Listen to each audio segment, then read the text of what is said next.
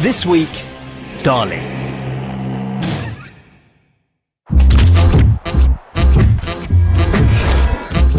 Salvador Dali is the showman of 20th century art. He was born with a very mischievous sense of humour. He really honed our understanding of the absurd, showing us that anything's possible. And he brought to life extraordinary dream worlds in his vivid surrealist paintings. We all know what surrealism means. It's something that conjures a sense of the bizarre and the unexpected, or the irrational. But the fact that we do is entirely thanks to Dali, who brought surrealism into the mainstream. But with his eccentric appearance and absurd antics, many just dismiss him as a clown, a celebrity-hungry self-publicist. So was the art he created really that important? And has it changed the world we live in? If you mention Dali's name today, most people think of, well, they think of a big moustache and melting clocks. And I reckon that the persistence of memory is Dali's most popular painting. This is reproduced and parodied everywhere.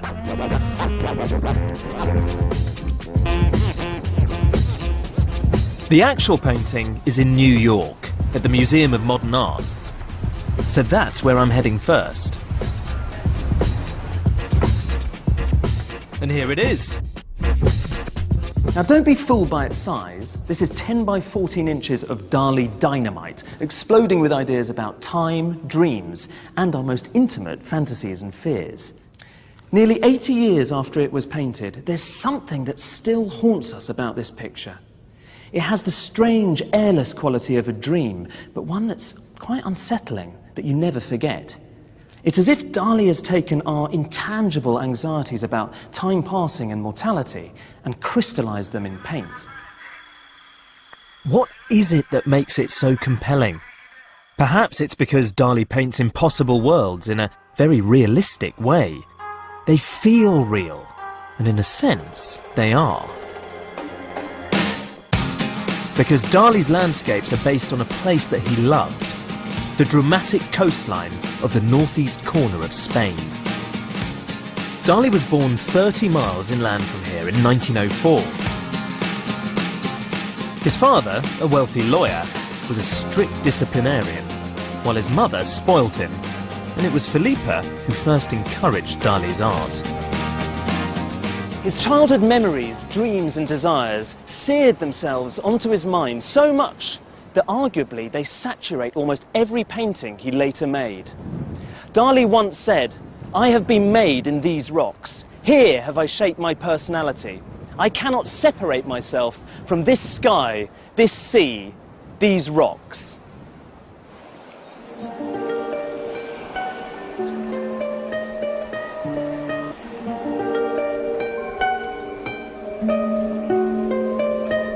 Nestling in this rocky coastline is the town of Cadaqués. The Dali family used to spend their holidays here, and it's where I'm meeting Dali's biographer, Ian Gibson. And he fell utterly, totally and madly in love with the place, and I can understand why, because it's quite magical. Tell me about Dali's family. Well, he had a terrific family. I mean, this photograph, which was taken more or less here, and this is Dali sitting there, probably be 5 or 6 years old. I love the fact that he's positioned himself right in the middle of this early stage. So you always have to be at the centre of things. How important is it to understand this place in terms of his later art? It's absolutely vital. I mean, all the early drawings, the early paintings, the church figures, and I don't know how many of. And I would say everything here, the people, the houses, the architecture, the boats, and without Cadaqués, there is no Dali. It's as straightforward as that. I think really he identifies totally with this landscape. Dali's childhood paintings of Cadaqués show his incredible natural talent. He made this one when he was just 15. You know, he could draw from the day he was born. He just had it in the blood. I suppose that's why he thought very early on he was a genius. And did everyone else? He could do it. And everybody said he can do it. When he paints a duck, it's a duck. When it's a swan, his mother said, as he scratched off the paint on a table in Figueras. He just was born with this gift. It's hard to believe from his gentle, sun-drenched teenage paintings that Dali actually had a troubled, anxious childhood. This is the church. It was only in later years that these anxieties would be reflected in his work. This screen is stunning. It's stunning. It must have influenced Dali as a boy, don't you think? Absolutely. I mean, you couldn't but be mesmerised by this altarpiece. Lots of Dali's later paintings, his surreal masterpieces, they're really very disturbing, quite unsettling. There's a darker side to Dali which starts to emerge here as well, right? Absolutely, there is a darker side. And those empty beaches with hardly anybody there, or distant figures, always alone. I think he was terribly lonely. And anxious and very, very timid. And then there's the anxiety about his mother. He is very close to his mother, but his mother is not very well, and eventually she dies when he's still very young. And that's a terrible loss. Then he's left alone. He has to face his father, and his father is a very violent figure. And Dali is frightened of his father. He admires him, he'd like to be like him, but he's frightened of him. When he was 18, Dali moved to Madrid to study fine art. Here, he began to overcome his extreme shyness by developing a new, eccentric persona. He began to wear dandyish outfits and grew what would eventually become his famous moustache. His student art displayed outstanding technical ability, and Dali certainly knew it. His shyness was transformed into unbridled self-belief. He was actually expelled for making the outrageous statement that none of his teachers was good enough to examine his work. Going to Madrid was the first step in the young Salvador becoming Dali. Dali was in his early 20s when he first heard about a group of experimental artists in Paris who were creating strange, fantastical work. So strange, in fact, that a new word had to be invented to describe their art: surreal. Discovering surrealism would change Dali's life.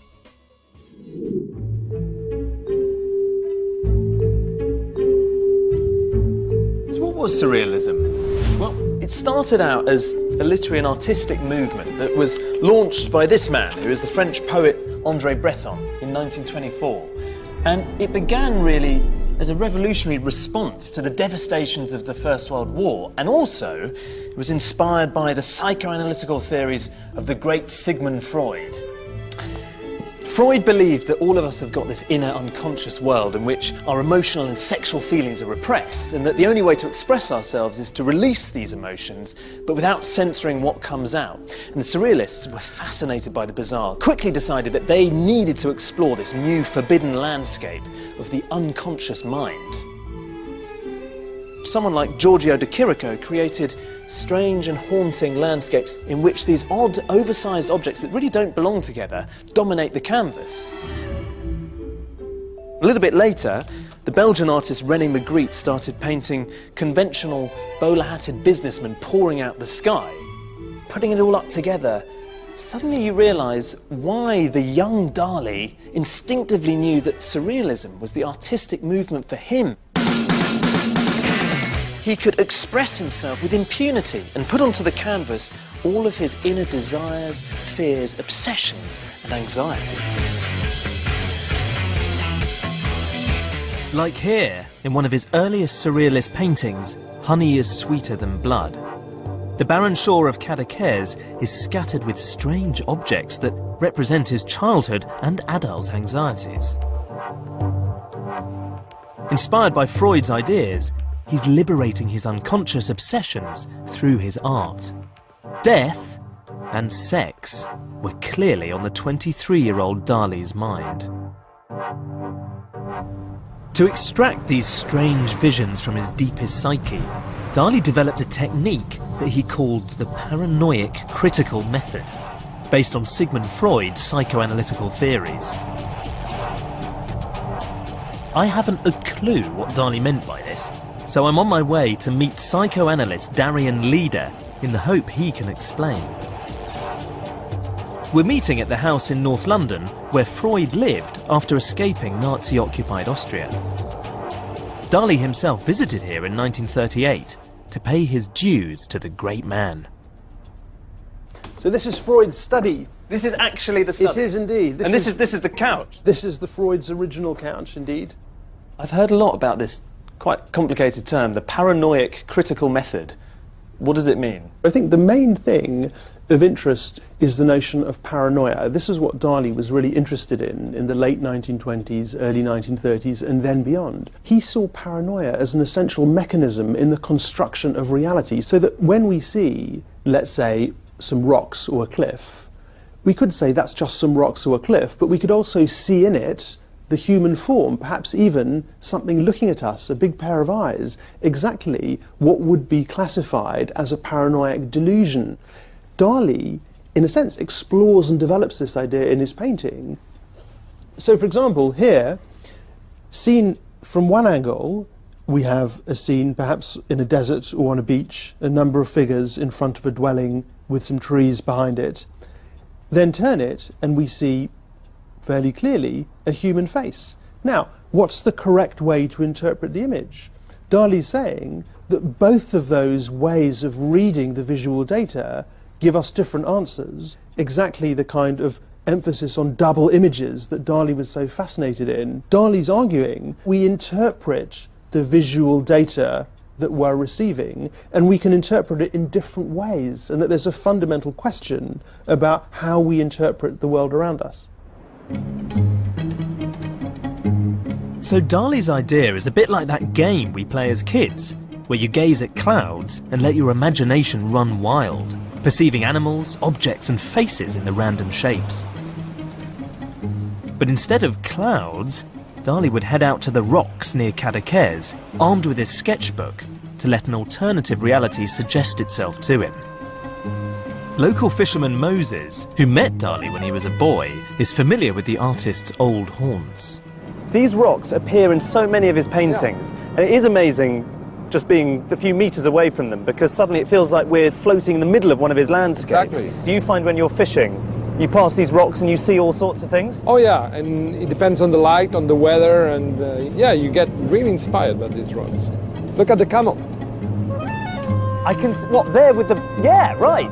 It looks like he's just squatted down in the middle of the desert. Exactly. And then it's further down, now there's a rhinoceros up there. Ah, I love the rhinoceros. Dali was obsessed with rhinos. Yeah, that's why. I thought the guy was a little bit nuts and that you'd just see things in the rocks which maybe other people couldn't see. Filmmaker, but genuinely. Yeah. An astonishingly weird nightmare of irrational and gruesome images, combined with absurd humour, it was a landmark moment in both the history of surrealism and cinema.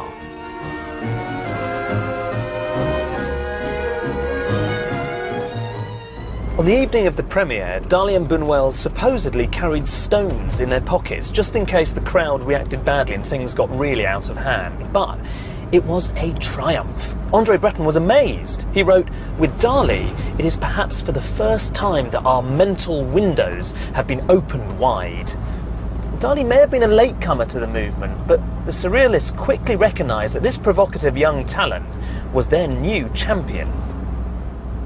One of surrealism's greatest legacies has been in film and television, and particularly in comedy.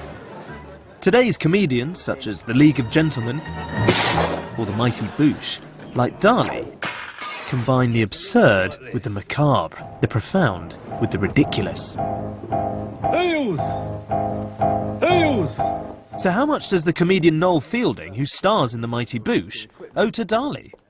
I think with surrealism, it's what me and Julian call like a snot bubble laugh, which is like where you laugh because you can't stop yourself laughing because it's so absurd. You don't sort of... Because there's two types of laugh. You watch Roy Bremner or something and it's good or whatever, but you sort of go, oh yeah, that's good, yeah. And you go, but then there's a sort of laugh, hopefully you get out of our show, Vic Reed's show, which is like, where you just go, that's actually ridiculous. And you just sort of can't stop yourself laughing because it's just your brain... The absurdity of it has made your brain slightly implode. I don't want to do comedy that people could do themselves, you know. For me, that's the criteria, and that's what I like about Dali. He has ideas that I don't think, when you're walking around a museum, you think you could have had yourself. I just like the ideas. First time I saw a sort of burning giraffe, like a giraffe on fire. It's in the back of one of the paintings, I can't remember which one it is, but it's not even very big. It's just in the corner. I just thought, that's amazing. I have to sort of know more about this person. If you had to pinpoint what you find particularly funny about Dali, what would it be? He's like a sort of... he's sort of like a make-believe character, isn't he? He turned everything upside down. He's committed, I think, to being a surrealist and to getting a reaction. And I think that makes him authentic, and I think that only good comedy is authentic. In the summer of 1929, basking in his success within the surrealist camp, Dali returned to Cadaqués, where a major change was about to occur in his private life too. Before long, he'd meet his future wife, soulmate and lifelong muse, Gala. Soon, they'd buy a tiny fisherman's shack just over the bay here in the remote village of Port Legat, and this would be their home for the following 50 years. Over the decades, it expanded into a labyrinth of whitewashed rooms dedicated to dreams and pleasure.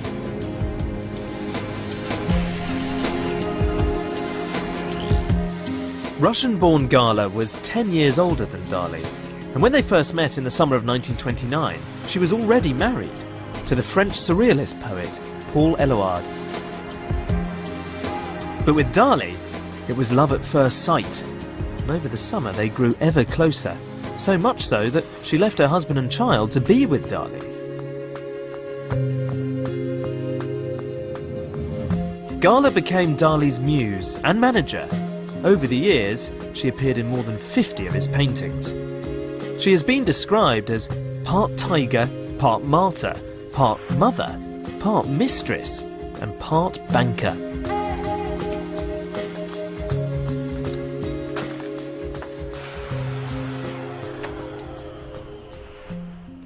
This is Dali's studio. And what an amazing space. You can see immediately, look at these enormous windows just letting in all of this beautiful Port Legat light. He just had to look out the window and he'd see this view, which almost was like a ready-made painting. He just had to transcribe it on the canvas and there was a beautiful landscape. You can imagine a couple of melting watches floating there and you've got your Dali masterpiece. He always sat down in this white armchair and had the canvas arranged on this structure in front of him. And this is really, really ingenious. It actually allows Dali to move the canvas up and down through the floor so he could paint on this vast scale. And you can see all of his paints and brushes, the details so precise and were so important to him that he had to use these tools, these very, very fine sable hair brushes to kind of get the effects that he needed. The combination of Gala's support and this wonderful location was a catalyst for Dali. Here in the 1930s, he produced many of his most famous paintings.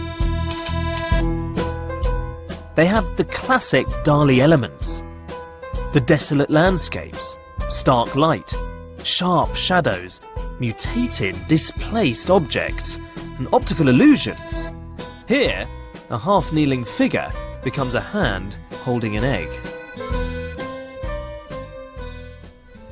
This is the grand entrance to Dali's house at Port Legat. In fact, this small space was the original fisherman's shack that he bought. So, first of all, this is the only bit that he lived in. Gradually, the whole place evolved and expanded outward like cellular growth.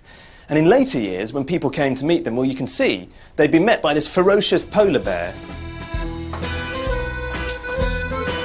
Dali's surprisingly tasteful home is full of these unusual and unexpected objects.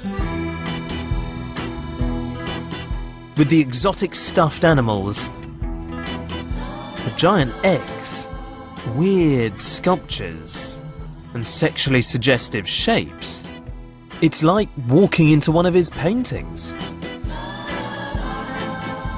But then Dali took surrealism far beyond just painting. It permeated every aspect of his life. In the 1930s, he was a pioneer of the surreal object. He would combine unusual and unlikely everyday things, which, when together, would become something absurd, yet strangely affecting. Most famously of all, he created the lobster telephone. One man who bought into Dali's surreal objects was the British patron Edward James. I've come to his Sussex mansion to meet art curator Ghislaine Wood and see some of the work that he commissioned.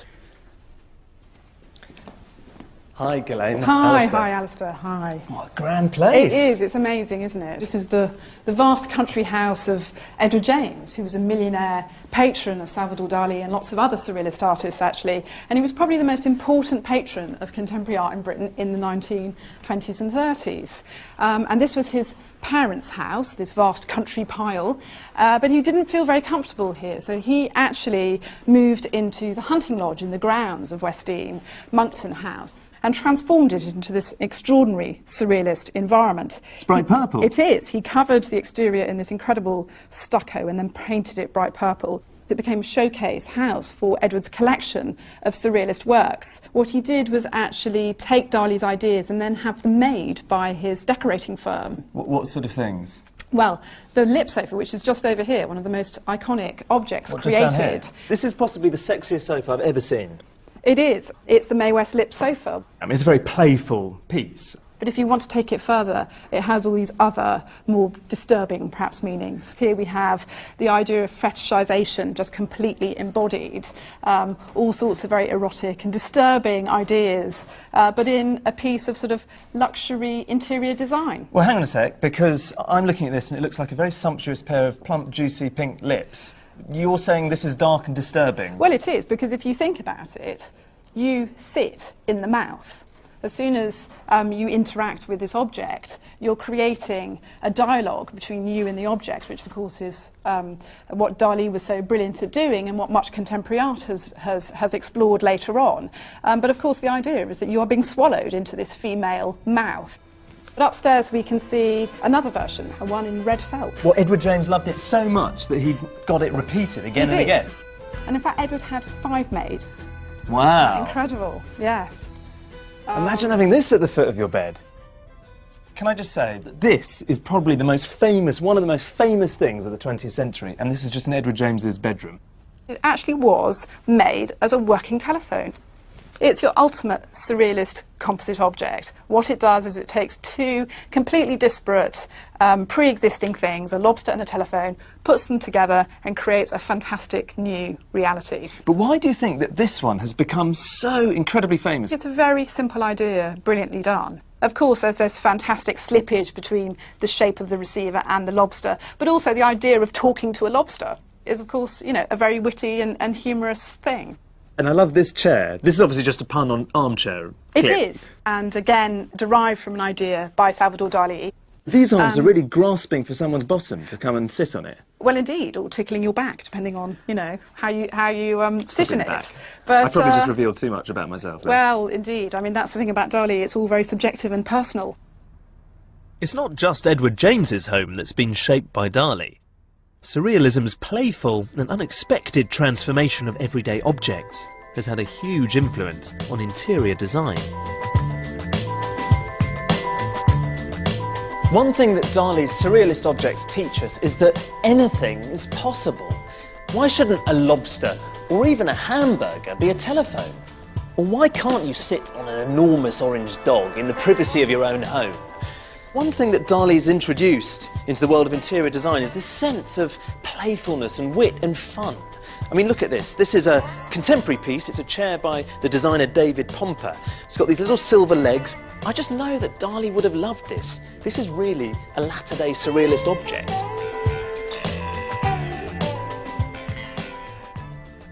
By now, Dali's ambitions were limitless. And ever the provocateur, he wanted to preach the gospel of surrealism to as wide an audience as possible.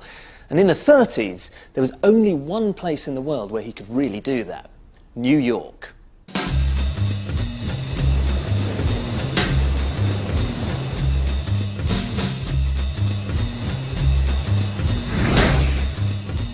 We all know that today's artists manipulate the way they're presented in the media. Everyone from Madonna and Tracy Emin to Lady Gaga play up to the cameras and understand the power of publicity. But in many ways, it was Dali who blazed a trail for them. When he arrived here in New York, the circus had come to town. New York became a showcase for Dali's work. He exhibited at the Museum of Modern Art, designed shop windows on Fifth Avenue, and even made a surreal installation at the World's Fair. He called his creation the Dream of Venus, a pleasure dome filled with naked women and unfettered desire.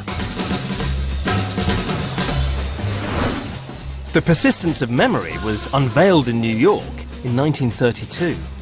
It was originally bought for just $250, but the reaction to it and to Dali was immense.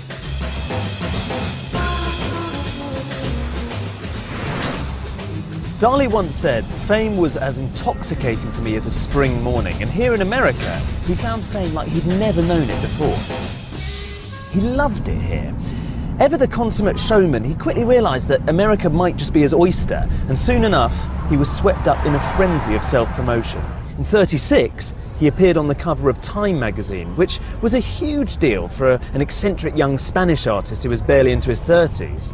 The reporter at the time said that Dali had a faculty for publicity that should turn any circus press agent green with envy. And it was true. Dali was a master at staging spectacular stunts that generated huge amounts of hype. He appeared in Life magazine 6 times, and he even created his own newspaper, which was called, of course, the Dali News.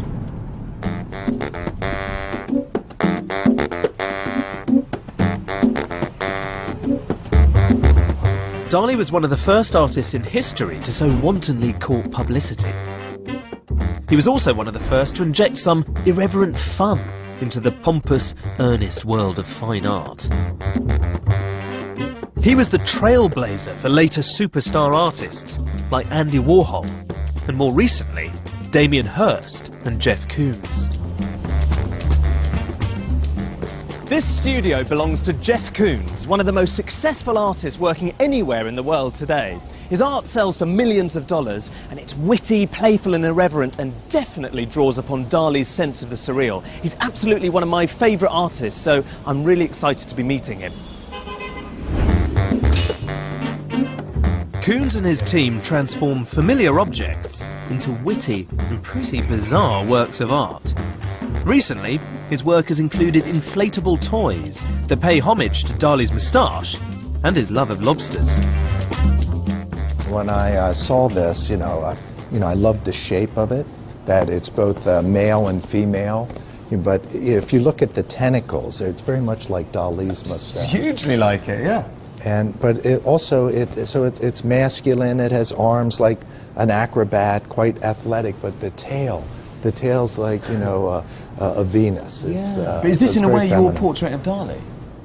I think it makes reference to Dali and one of Dali's great friends, Marcel Duchamp. They always print on these pool toys that this is not a life-saving device, but art is a life-saving device. And so I always like that kind of contradiction, and also this gives you a sense of equilibrium when you're in the water. Koons' work is joyfully surreal, from his balloon dog and silver rabbit to his huge puppy made out of flowers. You can see the debt to Dali, who he first encountered when he was a teenager. I met Dali in '73. So I found out that he was at the St. Regis Hotel, and so I called up and he answered the phone. And I told him I'm just a young artist, I would love to meet him. And he said, well, come up Saturday morning and I'll meet you at the hotel at noon. I arrived, I was there, and right at noon he was in the lobby. And he had on a fur coat, and he had a tie with diamond pins in it, and an elaborate cane. I have a photo I'd love to show you. But this is a photograph of from that moment, and I just remember that I was very I was excited, and I remember him saying, you have to hurry up. He fixed his mustache, he put it up, and he said, you have to hurry up, Jeff, because I can't hold this pose all day. And I don't know if he said Jeff, but probably young boy or something. You'd like to think he did. And that evening I really thought, I can do this too. I mean, art can be a complete way of life for me. I can spend all my time doing it, and I really had a sense of possibility. I think Dali very much was about kind of the expansion of horizon and a possibility, a great symbol of the avant-garde. So Dali's work expanded the boundaries of what's possible, challenging and unsettling us by throwing together the unexpected. And that's just what we see walking down today's catwalks, like the late Alexander McQueen's designs, which drew on unlikely, way-out references. Even high street fashion has embraced surrealism, and this is largely thanks to Dali, who back in the 30s was turning clothes into an extension of his art. Taking inspiration from his paintings, like this one, he and fashion designer Elsa Schiaparelli created a range of surrealist-tinged clothing. The tear dress created the illusion of ripped skin, showing the flesh beneath. And the shoe hat turned convention on its head. They even designed a dress featuring Dali's favourite crustacean, which he thought was somehow sexually suggestive. An illusion perhaps not lost on Wallis Simpson just before she married Edward VIII. And today, celebrities like Lady Gaga certainly continue the tradition of seriously surreal fashion. The glittering world of high fashion acquainted Dali with jewellery, another delight for his inventive spirit. He designed brooches like tearful eyes and ruby red lips with pearls for teeth.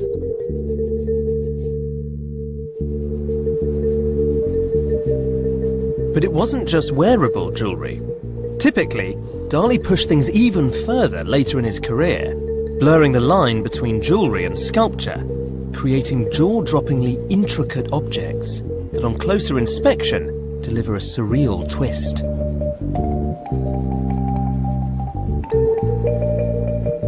In 2007, Damien Hirst made headlines with his skull covered in more than 8,500 diamonds.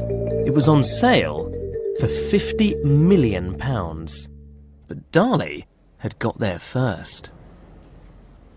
More than half a century before Damien Hirst caused a sensation with his diamond skull, Dali was already designing jewellery, and pretty weird jewellery at that.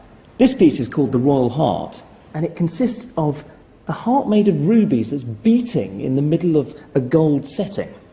It's not to everybody's taste. It's quite brash and possibly even grotesque, but there's something quite mesmerising about watching this very hard substance, the ruby, look incredibly soft and flesh-like there in the middle of the brooch.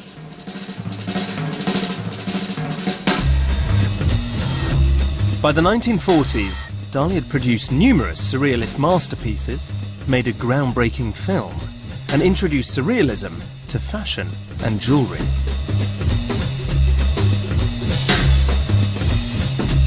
The really weird thing is that even though Dali had done all of this stuff to promote surrealism right around the world and make it this incredibly famous and popular artistic movement, the founder of the movement, André Breton, wasn't happy. And he actually expelled Dali from the surrealists altogether, ridiculing his love of fame and money with a catchy anagram that transformed Salvador Dali into Avida Dollars, which basically means greedy for bucks. More seriously, the predominantly left-wing surrealists took deep offence when Dali failed to protest against the rise of fascism across Europe. They particularly disapproved of him depicting Hitler in some of his paintings. The surrealists may have disowned him, but Dali didn't care. He thought he was surrealism, with or without the official stamp.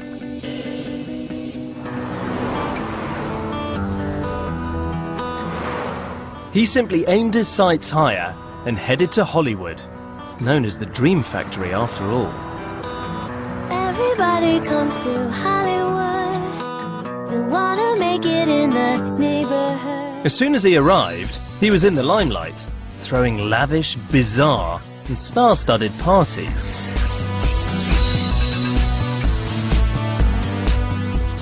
Ever since Dali's early success with his surreal films, he'd been keen to return to the biggest, most mainstream canvas on offer, cinema.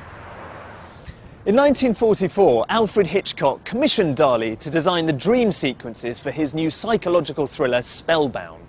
The film starred Ingrid Bergman as a frosty psychoanalyst who falls in love with her amnesiac patient, played by Gregory Peck, who might or might not be a killer.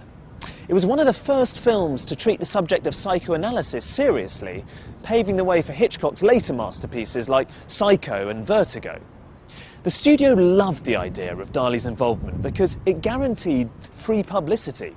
They estimated that the commercial value of his name was $50,000, an enormous amount for the 40s. And for his part, Dali believed that he was about to ignite Hollywood with his surrealist art. It seemed to be a gambling house, but there weren't any... Dali designed the backdrops for a dream sequence in which he revisited the eye-slitting moment that he'd devised in Chien Andalou. Cutting all the drapes in half. Hitchcock understood exactly why Dali was going to work so well on film. I requested Dali. Selznick, the producer, had the impression that I wanted Dali for the publicity value. Yeah. That wasn't it at all.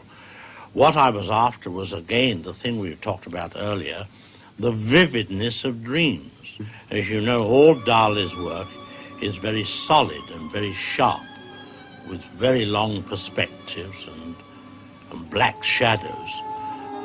This was, again, the avoidance of the cliché. All dreams in movies are blurred. It isn't true. Dali was the best man for me to do the dreams because that's what dreams should be.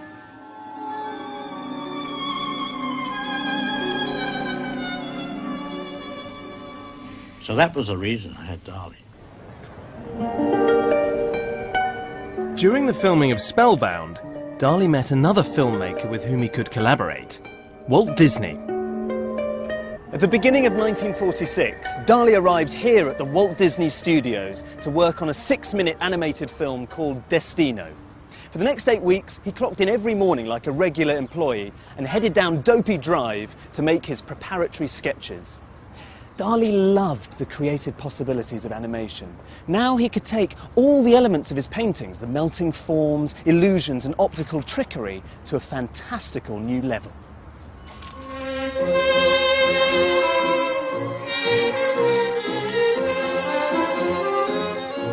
Dali's animation was in fact never made in his lifetime. Instead, his drawings remained here in the Disney archives until 2003, when animator Dave Bossert finally brought Dali's vision to life. Dali had always admired Walt Disney's animation. He thought that that was a natural extension of surrealism. I've got a couple examples of some of the visual development work that he did, and this is actually one of my favorite pieces. I really like this piece a lot. There's a baby carriage for this woman's head, and she's wearing the snail slippers, which are kind of interesting. What does it mean? You know, it beats me. I don't know what it means, but I like looking at it. This one, it's showing our hero. She's actually sort of dancing up this incline, and there's this vat of eyeballs here. When she gets up to the top, she's going to go off and fall into a big basket of eyeballs. Don't ask me to tell you what that means.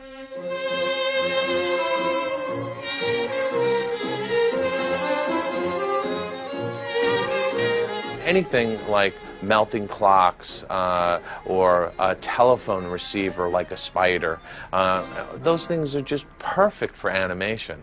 Absolutely perfect. They're whimsical, they're fantasy, they're fun. Those are the types of things you want to see in animation. By the 1950s, Dali was the world-famous champion of surrealism and would try his hand at almost anything. As the years passed, his moustache grew ever longer, and his behaviour became ever more eccentric. Like a circus showman, he constantly engineered weird stunts that would attract headlines. One of many was his 12-metre-long loaf of bread. Many felt that Dali was undermining his reputation. They were dismayed that the man who'd created such groundbreaking and influential work was descending into buffoonery. But Dali's antics popularised surrealism, taking it far beyond the elite world of fine art.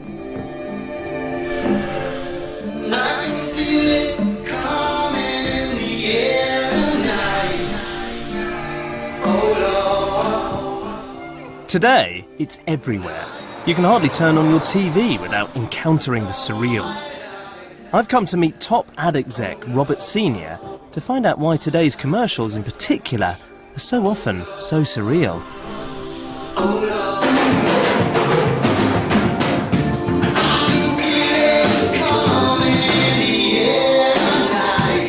I mean, I just should start by saying I really love that ad. And part of the reason I think I love it is because you've got this gorilla who looks so soulful and sort of kind of sad and a bit melancholy, and then he just lets rip and he starts drumming, and it's all really good fun. What it's got to do with chocolate, I do not know at all, but my understanding is that it works. The start point was we want to bring to life, and dramatise if you like, unbridled joy. Why a gorilla? Why not? Well, but isn't that precisely the point of surrealism? Things are so much more beguiling the less you understand them. Yeah. But something else like, I don't know, a lizard doing the can-can, that wouldn't work. It could have been. You see, that's the wrong lens. That's the lens to try and understand why, to try and apply a cognitive analysis to it, is to miss the point. Its start point is not, I want you to think differently about this. The start point is, I want you to feel an emotion about that. The art of a great salesman is they don't have to sell. And surrealism takes you away from the real, quite literally, into another place. And it makes you feel something that you can't quite rationalise. If you take Dali himself, I think he really understood branding in its truest sense. He understood the importance of being, of the element of surprise. And that's just great. And yet he was very consistent in that, included in how he presented himself. And that's the mark of a great brand. He understood branding so much that he actually started appearing in ads.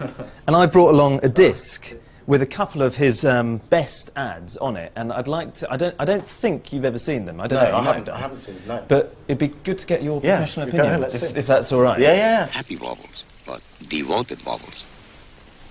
Then the Alka-Seltzer shoots into the stomach. Here, it neutralizes that bad excess acid.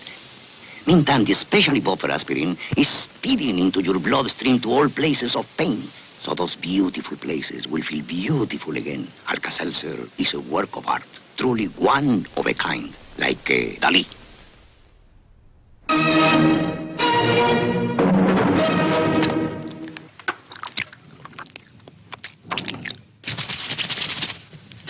Je suis fou du chocolat lambert. I think the first one for the Alka-Seltzer was genius. It's a magnificently engaging product demo. It's fantastic because it's bonkers.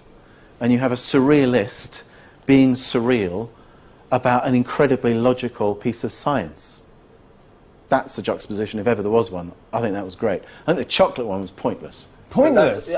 I love the chocolate one. Yeah, but it's just exactly great. And you'll buy it and I won't. That's how it goes. That's how it works. So Dali was more than happy to peddle his own brand of surrealism for commercial gain. Like here, in an advert for stockings. Dali even designed the logo for this incredibly familiar lollipop. Now, I had loads of these when I was a kid, and what I never actually knew was that all the time I was licking a surrealist work of art.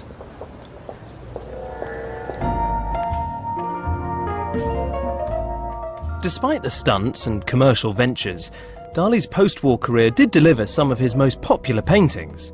A new fascination with religion informed pictures like The Temptation of St. Anthony.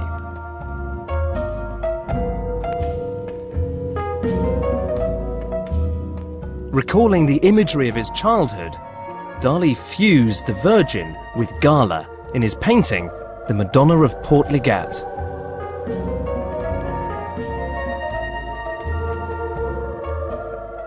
The crucifixion inspired him too. In 1951, he painted Christ of St. John on the cross.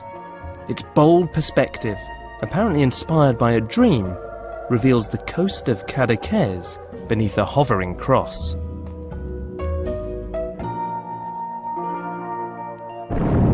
And with the onset of the Cold War and the nuclear age, another big theme caught his imagination.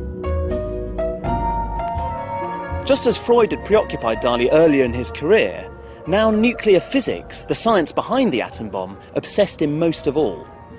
he was about to enter a new phase as an artist and would soon anoint himself the first painter of the atomic age. He christened this phase nuclear mysticism and began reworking, some say recycling, his most famous motifs, reflecting how the fabric of life is made up of moving atoms.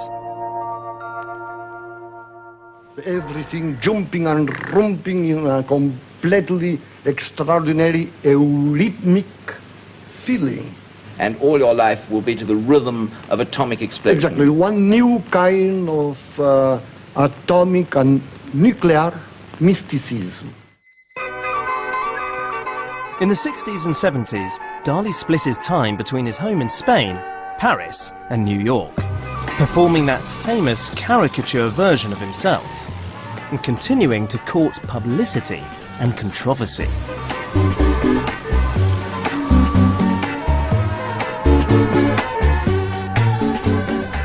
This is where Dali stayed whenever he was in New York, the rather grand St. Regis Hotel, where he held court, entertained his many admirers and acolytes, and got up to all sorts of incredibly surreal mischief. His HQ was in the hotel bar, and here, every Sunday evening, crowds would arrive to get a glimpse of the great artist. In the 70s, artist Louis McCoyer befriended him here. There was a round table that Dali was sitting at with large candelabra lit, and it was very much like a talk show host thing where Dali was the host, and the most famous, the most rich, or the most outrageous person was the one that got to sit next to him next. Anybody who's rich and famous stopped by, the Rolling Stones, the Grateful Dead, you know, you name the people, David Bowie, Andy Warhol was always here. Warhol had at one time made a gift to Dali of a Marilyn lithograph that he had done. So he brought it to Dali. He gave him one of the Marilyns? He gave him one of the Marilyns. It was, I would say, 24 inches square, something like that. He didn't think Warhol was a very good painter at all. And Dali promptly put it on the floor, unzipped his fly, and pissed on it. Well, in front of him? In front of Warhol, which Warhol didn't mind at all. He thought it was really great. There was a lot of wild stuff.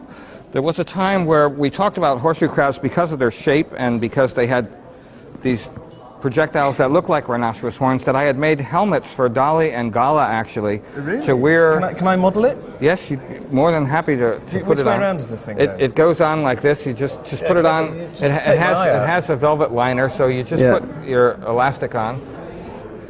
What do you reckon? We just wore them for the night in the bar, actually, here, and just saw the reactions of people. I've also brought a project that I did with Dali that came to be known the Flying Fried Eggs. Essentially, 3 fried eggs on a hovercraft. This is a toy, is it? The hovercraft. The hovercraft is a toy, but Dali had fried eggs in many of his paintings, and I brought the idea to him, and we made this toy. This is great. I love it. So we made the fried eggs, and we walked them into the lobby, and we walked them from here to the plaza, and created a huge commotion. By the time we got to the plaza, there's probably 400 or 500 people following the eggs. He really was the carrier of surrealism and lived it all the time. Dali's exhibitionist clowning helped destroy the archetype of the solemn, suffering artist. Come on. Art and artists in the future would be a lot more playful, irreverent, and conspicuous. But Dali wasn't just playing the fool in the final decades of his life. Back home in Spain, he'd been working on his last great project, a monument to that brand of surrealism that had become his life's work.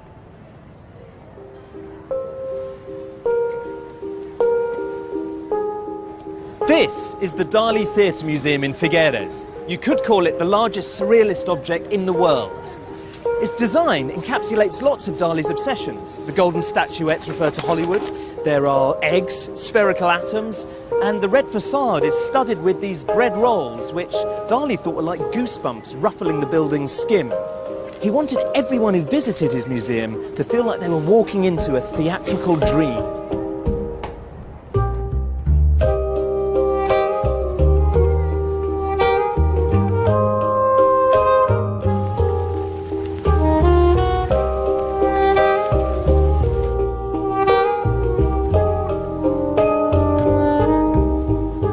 This place is unbelievable. This is the central courtyard of Dali's Theatre Museum. And I feel like I've walked right into the middle of his brain.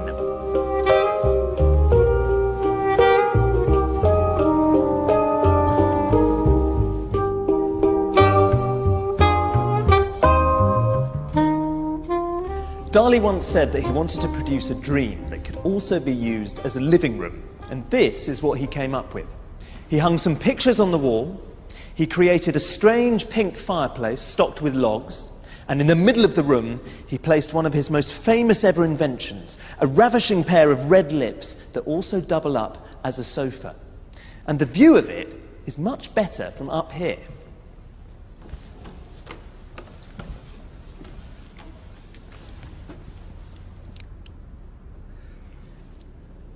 The installation is typical of his work. It's playful, it's witty, it's unexpected, it's irreverent, it's certainly surreal, and most of all, it's very, very sexy. The museum opened in 1974, and Dali, now in his 70s, painted this ceiling to commemorate what he felt was his legacy. As the managing director of the Gala Salvador Dali Foundation, Juan Manuel Sevillano, explains. The summing up of a lot of the powerful symbols he created throughout his years. His legacy will be a source of richness, wealth, and well-being for his city. As you can see that there's a rainfall of gold there, and all his creations dancing. This somehow leads us to a moment where him and Gala look at the path they will follow towards the afterlife. And somehow Dali comes to terms with the terror that filled his life about dying and moving on. Is it true that some people, when they come here, they're quite sniffy about the museum? Some people are, because they come with the wrong expectations. They expect to see a museum, you know, a gallery with square rooms and paintings placed one next to each other with exactly the same separation between them, and a lot of literature under them, which is fine. It is a reasonable expectation. But this place is unreasonable, so you have to brace for what's going to hit you once you walk in through the door. This was painted quite late on in his career, I think in the 70s. Absolutely. Some people are quite dismissive about his later works and see this kind of thing as quite kitsch and almost silly with the big feet and everything. Yeah. Do you think that's unfair? I think it is. I think he did a whole bunch of things that were not understood back then by his contemporaries, but are now what all our great contemporary artists are doing. He was the first person to understand mass culture and understand mass communication. I think that it is time that we start really understanding how important Dali was for the world of 20th century art and for what has come after. Dali died in January 1989. He was buried at the centre of the museum, which is now his mausoleum.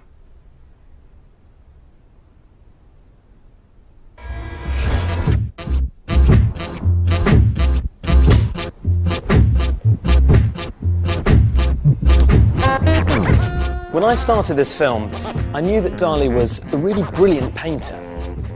His early surrealist pictures really are true masterpieces of the 20th century that conjure up all the desires and also anxieties that underpin the modern world.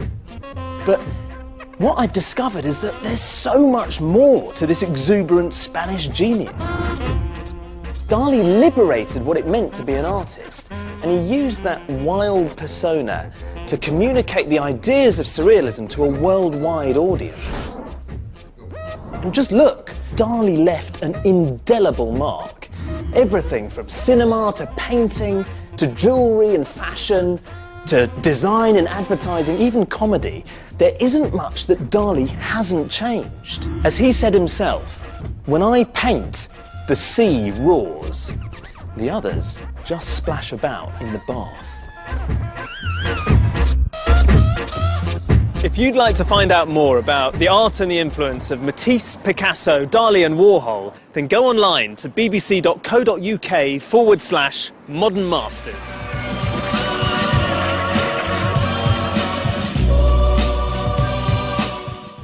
And that was the final part of Modern Masters. living out our high street dreams here on BBC HD tomorrow night at 9. But back to tonight, and there's comedy next, live at the Apollo. You're crazy in the coconut. What does that mean? That boy needs therapy. I'm gonna kill That you. boy needs therapy. Hi, Kazoo. Let's have